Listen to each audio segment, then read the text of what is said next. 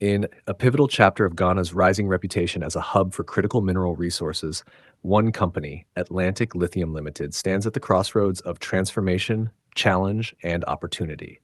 With its flagship Ewoyaa lithium project in Ghana nearing a major financial breakthrough and exciting new discoveries surfacing in neighboring Côte d'Ivoire, the company is quietly shaping the future of West Africa's lithium landscape.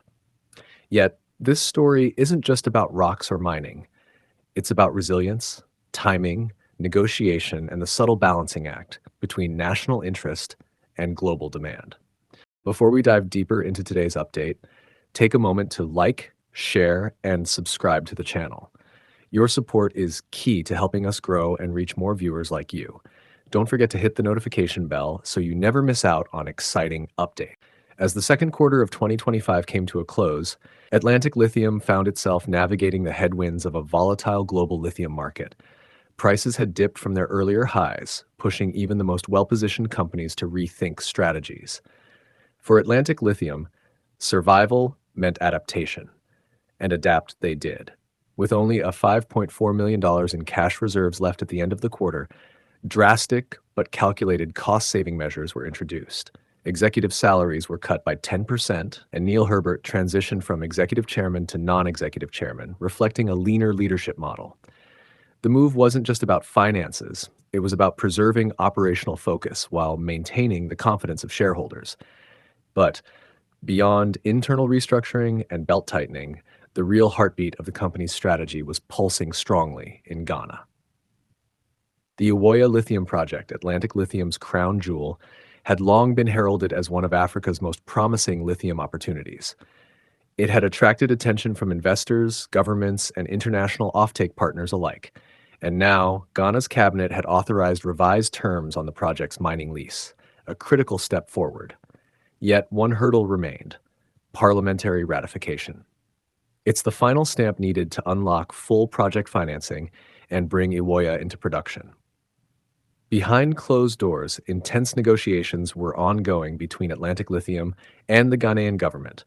At stake was the alignment of fiscal terms with the realities of today's lithium pricing environment.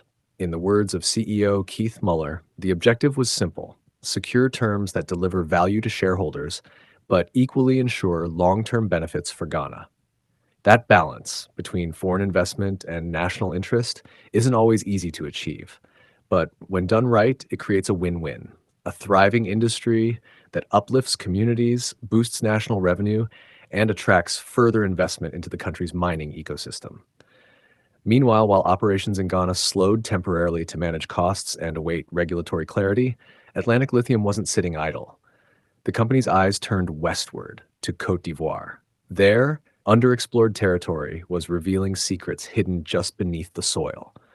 Spodumene pegmatite, an essential source of lithium, was discovered in Atlantic's 100% owned Agboville and Rubino licenses.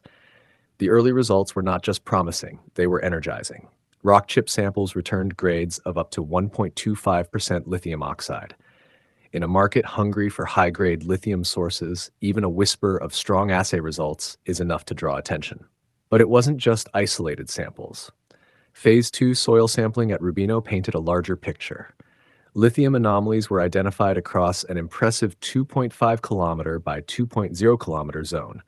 These anomalies suggested more than isolated mineralization. They signaled a geologically rich, highly prospective terrain waiting to be further understood. For Atlantic Lithium, it was a reminder that while Ghana is the current anchor, Côte d'Ivoire may very well be the next frontier. The company's strategic pivot towards low-cost Ivorian exploration during this financially tight period was a smart move.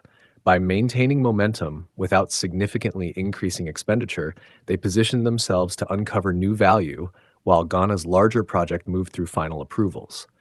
It's a model of smart risk management, diversifying exploration while containing cost exposure. Still, the crown jewel remains Ewoyaa. And the gravity of that project is impossible to ignore, not just for Atlantic Lithium, but for Ghana as a whole.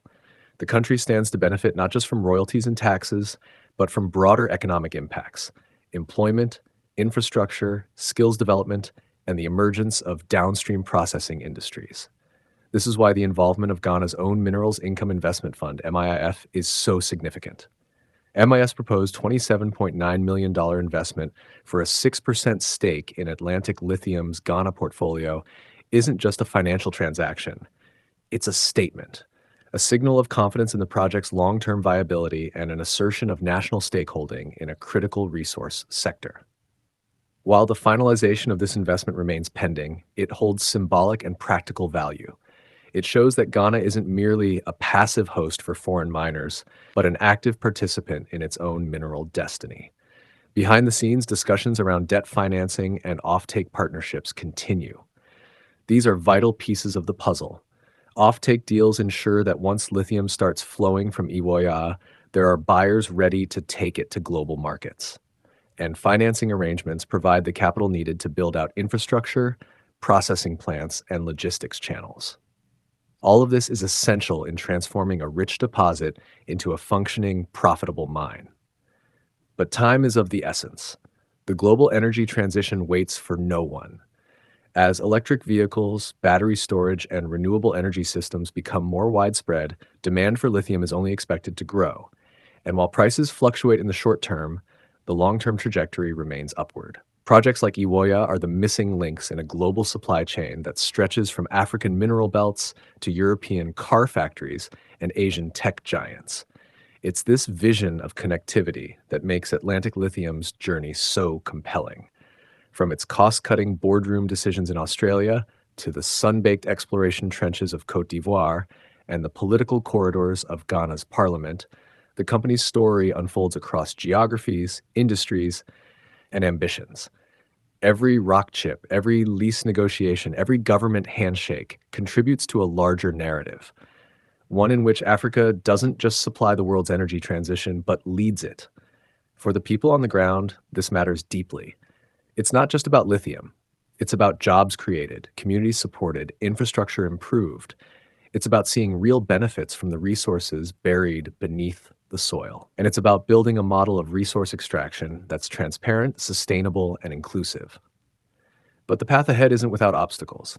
The company must continue to manage financial pressures, execute its exploration programs with discipline, and finalize key deals with clarity and speed. The Ghanaian parliament must now act decisively to ratify the revised mining lease terms.